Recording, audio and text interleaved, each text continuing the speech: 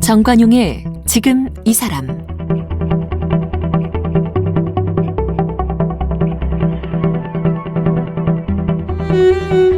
여러분 안녕하십니까? 정관용입니다.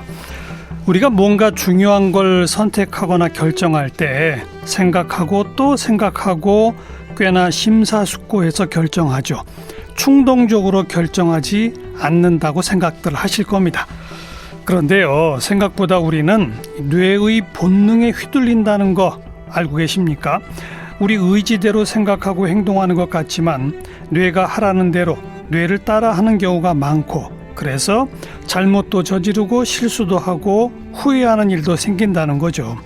이런 내용들 얼마 전에 저희가 뇌과학자 카이스트 생명과학과 김대수 교수께 들어본 적이 있죠. 그래서 왜 뇌와 나를 분리해야 하는가 이런 얘기들을 나눠본 적이 있는데, 그때 시간이 없어서 못다한 얘기가 너무 많았어요. 그래서 오늘 다시 한번 모셨습니다. 뇌과학자 카이스트 김대수 교수 만나보죠. 김대수 교수는 서강대학교에서 생물학을 전공했습니다. 포항공과대학에서 생명과학으로 석사와 박사 학위를 받았습니다. 1998년 한국에서 대학원생으로는 최초로 네이처에 논문을 게재해 주목을 받았습니다. 미국 뉴욕 주립대 의대에서 박사 후 연구원, 한국과학기술연구원 생체과학연구부 선임연구원, 록펠러 대학 개관교수를 지냈습니다. 주된 연구 분야는 파킨슨병 등 뇌질환, 소유욕의 신경과학, 인공지능 행동 분석 등입니다. 2004년에 카이스트 생명과학과 교수가 됐고, 메타인지 사업단장과 카이스트 원진 세포치료센터장을 맡고 있습니다. 국제행동유전학회 젊은 과학자상, 한미과학자협회 회장상, 카이스트 우수연구상, 3.1 문화상 등을 수상했습니다. 쓴 책으로는 뇌과학이 인생에 필요한 순간이 있고, 함께 쓴 책으로는 1.4kg 우주뇌, 사랑에 빠진 뇌 등이 있습니다.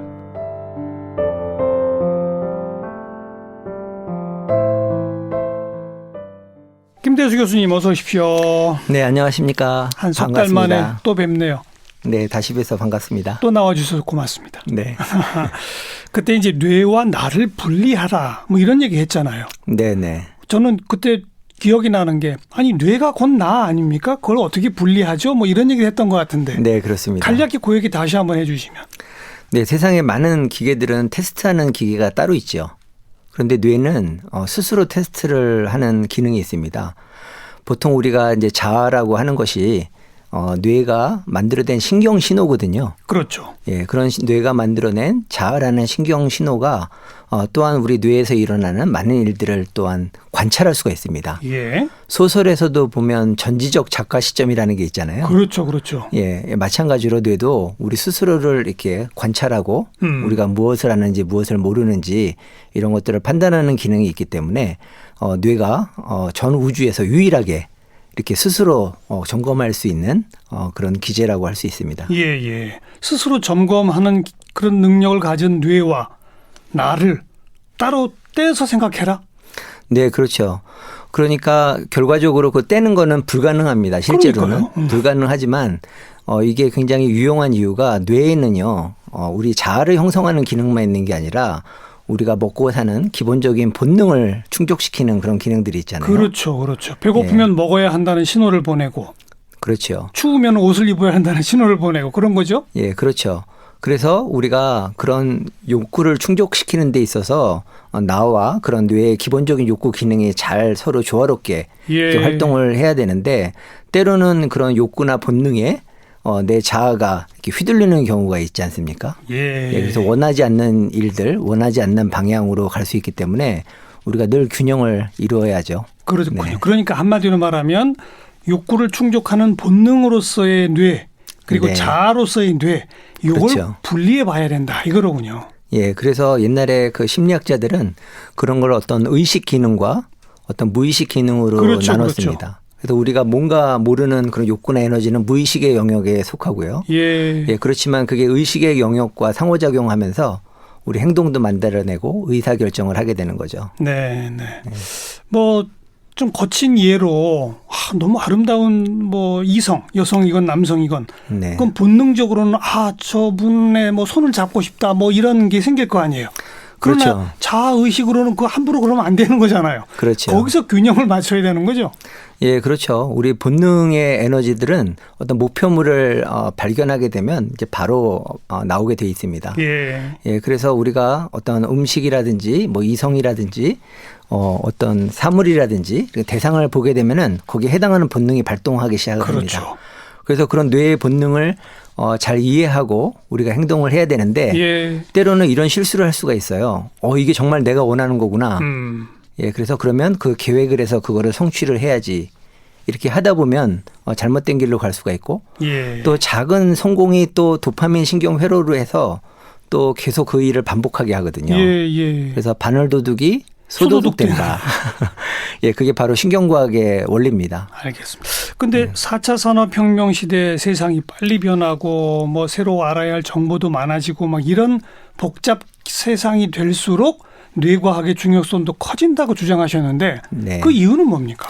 그러니까 세상은 빨리 변하고 있지만 사실은 뇌는 그 속도에 맞추기가 어렵고요. 그렇죠. 각자 사람들이 세상을 인식하는 거는 사실은 세상 자체를 인식하는 게 아니라 나름대로 우리 머릿속에 또 다른 아바타 세상을 만들어서 내가 인식을 하는 거잖아요. 예. 그래서 세상이 빨리 바뀌면 바뀔수록 사람들마다 그 새로운 그 만들어지는 세상의 그 차이라든지 괴리가 커질 수 있습니다. 그래서 갈등이 심화될 수 있고 거기에 따라서 서로 이렇게 원하지 않는 충돌이 또 일어날 수도 있고요. 예, 그렇기 때문에 저희들이 이 그 뇌의 생리를 잘 이해를 해서 이 변화하는 사회에 그런 진실과 또 현상의 객관적인 사실 정보를 얻기 위해서 우리가 굉장히 노력을 해야 되는 거죠. 그리고 뇌과학을 잘 활용하면 사회적 갈등도 줄일 수 있다. 네, 그렇죠. 그 말은 뇌가 결국은 사회적 갈등을 만든다는 건가요? 네, 그렇습니다. 결국에 우리가 갈등을 일어나는 이유는 보통 뭐 사회 심리학적으로 여러 가지 원인이 있지만 뇌과학적으로 보면은 서로의 그런 사고방식의 충돌 아닙니까? 예. 그러니까 사람들마다 자기만의 그 아바타 세상을 가지고 있고 기준을 만들고 있는데 이 기준이 서로 자기께 옳다고 생각을 하는 거죠. 각자가 인식한 현실이 좀 다르죠. 그렇죠. 그게 세계관일 수도 있고 여러 가지 따르게 철학적으로 설명할 수 있지만 예. 결과적으로 신경신호로 우리 뇌는 자기 나름대로의 세상을 만들어서 인식을 합니다. 예, 그걸 하나의 모델이라고 그러는데 이런 모델하우스가 사람들마다 다 다르기 때문에 예. 이제 갈등이 일어나는 건데요. 사실은 이 갈등을 해소하려면 어떻게 해야 되겠습니까? 모델을 다 똑같이 만들면 되겠죠. 근데 그건 불가능하잖아요. 예, 불가능하고 바람직하지 않죠. 예, 그렇기 때문에 우리가 모델이 불완전하다는 사실을 인식을 해야 되고요. 예, 그래야만 이제 갈등의 해소 방안이 나오는 거지. 그렇지 그러니까 않고. 예. 내 생각과 내 판단이 옳다. 그러나 남의 생각과 남의 판단도 옳을 수 있다. 그렇죠. 이렇게 돼야 갈등이 줄어들잖아요. 그렇죠. 그런데 보통은 사람들이 이런 그 실제 세상과 내가 만들어낸 세상의 차이가 있는 그런 거를 이제 인지 부조화라고 하는데요. 인지 부조가 일어났을 때 이제 두 가지 방법이 있습니다. 하나는 내 생각을 바꾸는 방법과 예. 하나는 이제 팩트를 바꾸는 방법이 있는데 공교롭게도 사람들은 자기가 믿는 세상이 옳다고 생각하기 때문에 그걸 진실이라고 믿고 싶어 하죠. 예, 그래서 팩트를 많이 바꾸려고 하죠. 왜곡시키기도 하고. 예, 그래서 우리가 권력이나 힘을 얻으려는 이유는 내 생각에 맞게 세상을 바꾸려고 하는 거잖아요. 예. 예, 그게 어떤 인류 사회의 발전에도 도움이 되지만 사실은 그걸로 인해서 다른 사람에게 피해를 줄 수도 있고 그렇죠. 예, 또 앞으로 이 갈등이 문제 자체가 서로 세계관의 충돌이라든지 서로 생각의 차이점 자체가 굉장히 앞으로는 4차 산업혁명 시대에 더 큰 문제가 될 거라고 생각을 합니다. 그래서 먹고 사는 문제 때문에 우리가 갈등을 일으키는 게 아니라 이렇게 생각의 차이 네. 예, 그런 걸로 인해서 그 사회적인 비용이라든지 개인적인 스트레스가 증가하고 있기 때문에 예, 이 문제는 반드시 해결을 해야 된다고 봅니다. 정말 중요한 지적이신데 그게 사회과학자들도 그런 진단을 내리고 뭐 이런 갈등 지수를 낮추기 위해서는 서로 생각이 다름을 인정해야 한다. 뭐 이런 등등 얘기를 하잖아요. 네. 근데 그 잘 안 되잖아요. 그렇죠. 그런데 뇌과학에서 그걸 할 수 있나요?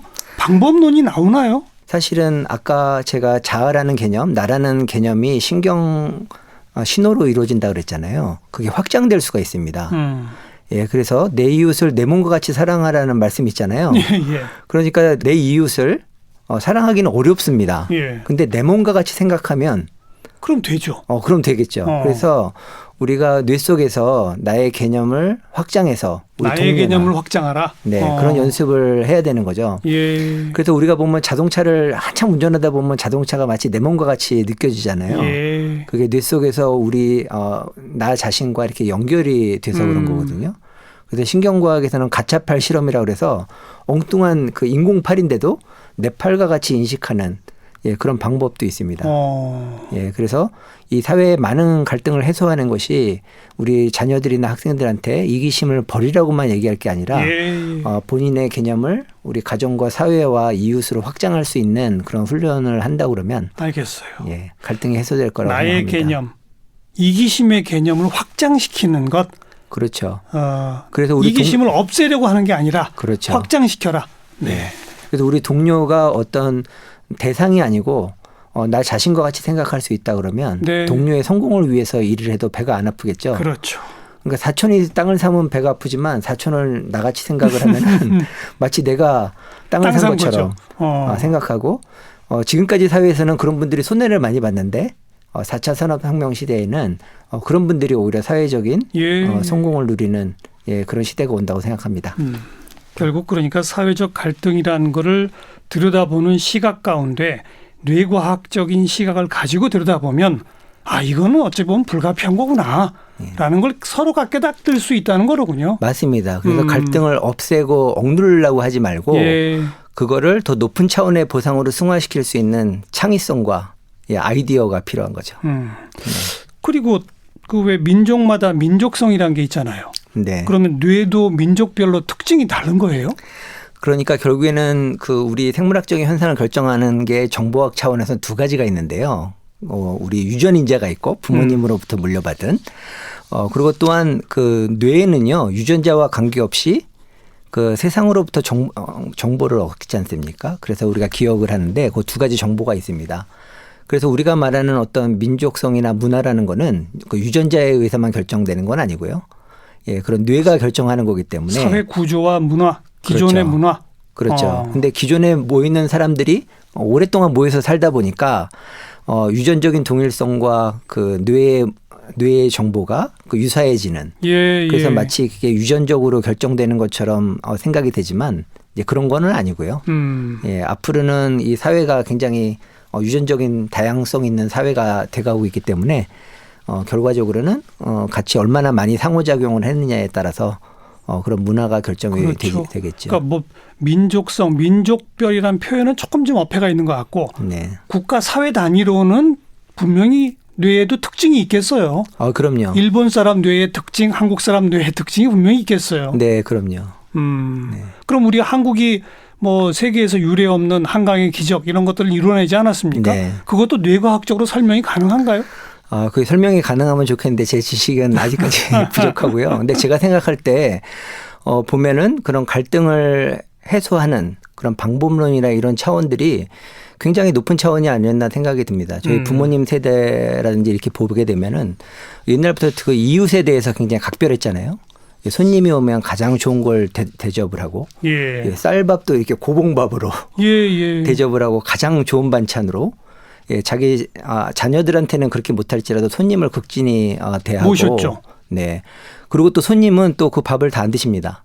남기죠. 예, 자녀들을 그 집 자녀들을 배려를 해서 이렇게 배려를 하는 거죠. 그리고 또 그러니까 주인은 또 그 배려하는 마음을 알고 거기다가 숭늉을 붓죠. 다 드시라고. 예, 그리고 갈 때는 또 많은 반찬을 또 싸줘서 그 집 애들을 주고 이런 배려의 문화가 저는 굉장히 중요하다고 생각을 합니다. 이게 이런 배려의 문화 때문에 사실은 많은 사회적인 갈등이 해결이 되고요. 예. 예, 저도 그 혜택 중에 하나인데 저도 지난 시간에 말씀드린 것처럼 약간 집중력 장애도 있고 예, 싸움도 많이 하고 사고도 많이 쳤는데 어린 학창 시절에. 그렇죠. 예. 근데 동네 주민들이나 이런 분들이 우리 부모님이 서로 봉사하고 그런 거를 바탕으로 해서 그런 걸 다 용납을 해 주신 거죠. 예, 용서해 주시고. 예, 그렇기 때문에 이걸 법적으로 만약에 다투고 서로 막 그 경쟁하고 했다 그러면 굉장히 사회적 갈등이 많았을 텐데 우리나라 우리 민족들은 예전부터 그렇게 공동으로 이익을 추구하는 그런 체제가 갖춰져 있다고 생각을 합니다. 그래서 그게 한강의 기적으로 이루는데 예. 예, 많은 부작용이 있었죠. 그런데 그런 부작용을 이런 배려의 정신으로 해소를 하면서 예, 이렇게 발전이 됐다고 생각을 합니다. 그 굉장히 중요한 지적이십니다만은 제가 볼 때 그거는 이제 함께 성장을 이루어 나가던 시절 옛날 얘기인 것 같고 IMF를 지나고 21세기가 되고 우리 사회가 점점 양극화되고 이러면서는 그런 배려의 문화와 정신 자체가 굉장히 크게 약화되고 있는 것 같거든요. 그렇죠. 이걸 좀 어떻게 뇌의 어떤 기능을 활성화시켜서 이 옛날의 배려 문화를 다시 좀 회복하자 뭐 이럴 수 없나요? 예, 그래서 뇌의 그 중요한 기능 중에 하나가 이제 목표 지향성이 있습니다. 이제 좋은 목표를 발견하게 되고 그게 공통적이면 협력을 하게 되는 거죠. 예. 그래서 예전에는 뭐 잘 살아보자 한마디로 다 같이 잘 살아보자 이거잖아요. 그럼요. 예, 그래서 공통의 그런 게 됐는데 지금은 잘 살아보자라는 게 다 어느 정도 살고 있고 예. 그리고 기준이나 생각이 달라졌기 때문에 이것들을 인위적으로 어떤 하나의 아젠다나 목표를 만들기는 어렵고요. 어렵죠. 예, 우리가 이 배려 자체가 어떤 수단이 아니고 배려 자체가 목적이고 배려 자체가 어떤 인생의 성공과 연결시키는 그런 교육과 또 실제로 배려하는 사람이 성공하는 예, 그런 사회 체계를 만드는 게 중요하다고 생각합니다. 예, 그래서 뇌과학에서 제가 동물의 뇌나 사람의 뇌나 이렇게 보면서 정말 그런 이기심을 넘어서 배려하는 그런 기능이 정말 신기하거든요. 예. 예, 그래서 많은 과학자들이 이런 배려하는 기능이 다른 목적을 달성하는 데 도움이 된다, 뭐 협력하는 데 도움이 된다 이렇게 얘기를 하는데 앞으로는 사회가 복잡해지기 때문에 우리가 이 배려 자체를 성공 혹은 목표로 그렇게 설정할 수 있도록 예, 설정할 수 있도록 우리가 이렇게 같이 생활을 한다 그러면 그 자체가 뇌의 보상이 될 뿐만 아니라 앞으로 복잡한 사회에 복잡한 목표의 다양성에서 협력을 하는데 중요한 동력이 되지 않을까 생각을 합니다. 자, 이제 우리 오늘 처음에 얘기 나눴던 걸로 다시 돌아가면은 뇌에는 본능, 욕구를 추구하는 그거를 보상받기 위한 이런 게 하나 있고 또한 동시에 그걸 억제할 수 있는 자아라고 하는 의식적 영역이라는 것이 있고 이렇게 구분해 보지 않았습니까? 네네. 방금 말씀하신 배려하는 것, 남과 동반 성장하고자 하는 것 이런 거는 어떤 좀 더 의식적인 측면이 강한 것 같고 그게 아니라 이기심, 독점, 쾌락 추구 이런 건 이제 본능 쪽에 가까운 거 아니겠습니까? 그래서 네. 지금 말씀은 사회가 양극화되고 이러면서 배려의 정신 이런 거를 정말 큰 성공으로 설정하는 사회적 문화적 환경을 만들자라는 말은 맞습니다만 그러나 인간이 점점 나만 혼자도 잘 살고 싶은 이기심과 독점과 쾌락 추구라고 하는 이 본능 여기 사이에 지금 충돌이 있는 거잖아요. 네, 굉장히 중요한 말씀입니다. 그래서 저도 어렸을 때 많이 맞았는데 예, 그런 이유가 너무 이기적이고 그런 본능적인 걸 할 때 그거를 억눌러야 되니까 그거를 억누르려고 많이 노력을 했죠.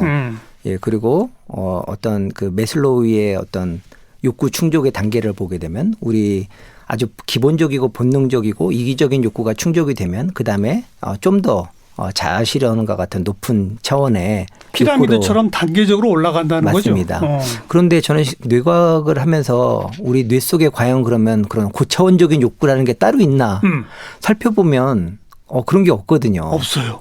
예, 그런 본능적인 욕구들만 있고 뇌를 파면 파볼수록 정말 그런 이기적이고 본능적인 신경들만 존재한단 말이죠. 그래요. 그래서 제 그럼 생각 배려 정신은 어디서 나오는 거예요? 예, 그래서 제가 생각할 때는 우리 어떤 높은 차원의 이기심이라고 생각할 수도 있고요. 우리의 욕구라는 거는 사실은 댐에 갖춰진 에너지입니다. 그러니까 우리가 수력 발전도 보면은 물의 위치 에너지를 활용하지 않습니까? 그렇죠. 예, 그래서 우리가 욕구를 억제하려고 그러면 억제할수록 또 우리가 뭐에 중독됐을 때 그걸 끊으려면 끊으려고 할수록 그 욕구의 에너지는 계속 차오르는 거죠. 더 커지죠. 예. 그래서 그 욕구를 없애는 게 중요한 게 아니고 그 욕구를 정말 그 다른 방향으로 틀어주는 게 굉장히 중요합니다. 예. 예. 그래서 저는 이제 욕구의 채널을 돌린다고 얘기를 하는데요. 욕구의 채널을 돌려라. 예. 그래서 많은 동물들이 보면은 재밌는 현상이 관찰이 되는데요. 예를 들면 그 표범이나 그런 포식자가 어떤 동물을 잡았을 때 거기에 새끼가 있단 말이에요. 상대방에. 예. 그러면 그걸 잡아먹어야 될 텐데 그렇지 않고 그거를 자기 새끼처럼 이렇게 보호하는 행동이 나타나는 경우가 있어요. 예. 예, 그런 거를 보면은 어떤 고차원적인 그런 본능이 아니고 이게 모성애라든지 쉽게 말하면 동료애로 바뀐 거죠. 네. 순간적으로. 네. 예, 그래서 우리가 어떤 그 욕구의 에너지, 본능적이고 이기신 그런 에너지를 제가 생각할 때는 좋은 목표를 설정을 해서 잘 활용해야 된다. 이렇게 말씀드리고 싶습니다. 그러니까 고차원적으로 보여지는 그 배려심, 그다음에 공동의 성장을 추구하는 힘, 이것도 결국은 이기심이 한 단계 승화된 거다. 이렇게 봐야 된다. 네, 그렇죠. 그래서 어떻게 보면 따로 있는 게 아니고. 그렇죠. 뇌의 에너지는 똑같은데 예. 그거를 어떻게 활용하느냐에 따라서가 중요한 거고요. 근데 그 한 사람의 개인이 그럼 그런 노력을 할 수 있는 방법이 있나요? 네, 그런 노력이 바로 그러니까 성공한 경험인데요. 우리가 흔히 이제 중독 회로라고 그러죠. 이제 도파민 회로라고 그러고 뇌는 어떤 성공해서 보상을 하면 그걸 반복하는 그런 기능들이 있습니다. 예. 예, 그래서 우리가 어떤 사회적으로 바람직한 어떤 성공을 해서 일을 해서 보상을 받게 되면 그 일을 또 반복을 하게 되는 거죠. 예, 그래서 우리 뇌에 있는 아까 그 본능 신경들을 말씀드렸고, 예. 그다음에 이성적인 뇌를 말씀드렸는데, 예. 그 둘을 연결하는 회로가 또 보상 회로라고 있습니다. 예. 예, 그래서 우리가 어떤 그 본능적으로 안 좋은 일을 성공을 해도 도파민 신경이 나오죠. 거기도. 나오고요. 범죄를 해도 성공하면 그렇죠. 나오죠. 그리고 어떤 좋은 일을 해서 저희가 보상을 받아도 똑같이 도파민이 나와요. 그 점입니다. 그 점. 예, 원리가 똑같습니다. 예. 예, 그렇기 때문에 우리가 특히 우리 자녀들이나 또 우리 자신의 뇌가 예. 그렇게 보다 높은 차원의 이익을 추구를 해서 성공한 경험을 많이 해야 됩니다. 뭐 천리길이 한 걸음부터라고 아주 작은 것부터 이렇게 실천을 해 나갈 수 있을 것 같고요. 네. 네. 그러자면 또 주변 사람들로부터 받는 영향, 서로 주고받는 영향이 크니까 주변에 좋은 사람들과 함께 어울려야 본인도 그런 의지가 더 강해질 거 아닙니까? 예, 그렇죠. 근데 이게 그래서 부모님들이 늘 좋은 친구를 사귀어라 이렇게 얘기를 하는데요. 다 그러죠. 사실은 좋은 친구 고르다 보면은 사회생활하기 어렵죠. 예. 그래서 다양한 종류의 사람들을 우리가 만나게 되고 이제 거기에 이제 적응을 해야 되는데요. 예, 거기도 역시 마찬가지로 우리가 뇌과학적인 원리를 잘 활용을 하고 그렇게 해야 되겠죠. 그러니까 그 주변에 있는 사람들 중에 저 사람은 내가 만나서는 안 되는 사람, 저 사람은 꼭 피해야 되는 사람, 저 사람은 또 정말 만나야 되는 사람, 이런 것도 어떻게 판단을 하나, 이것도 중요한 거 아닙니까? 우리 사회에서 우리가 만나는 사람들을 크게 이제 세 부류로 나눈다고 하죠. 기버, 테이커, 기브 앤 테이커로 나누는데 보면은 겉으로는 굉장히 이타적으로 행동을 하는데 결과적으로는 함께 일했을 때 이익을 혼자 가져가는 기술이 있으신 분들이 있어요. 그런 분들이 테이커라는 거죠. 예, 테이커, 전형적인 테이커들이죠. 예, 그런데 이런 테이커 분들하고 상대를 하게 되면은 굉장히 나중에 그 좌절을 맛보게 돼요. 예. 협력한 이후에 그런 보상이나 이런 걸 다 가져가기 때문에. 그래서 그런 것들을 좀 미리 판단을 해서. 그거 어떻게 판단해요? 뇌과학적으로 가능해요? 그러니까 뇌과학적으로 사실 경험으로 가능한 거죠. 경험으로. 예, 경험으로 가능한 거고. 그래서 제가 판단이 가능하다기보다는 조심해야 된다고 말씀을 드리고 싶습니다. 예. 그래서 우리가 만날 때 저 사람은 너무 매력도 없고 나를 도와줄 것 같지도 않아 이런 생각을 했을 때 오히려 그분이 나에게 도움이 될 수도 있습니다. 그렇죠. 그리고 어떤 분들은 천사처럼 다가오는데 그분이 사실은 악마일 가능성도 있습니다. 주로 사기꾼들이 처음에는 천사처럼 와요.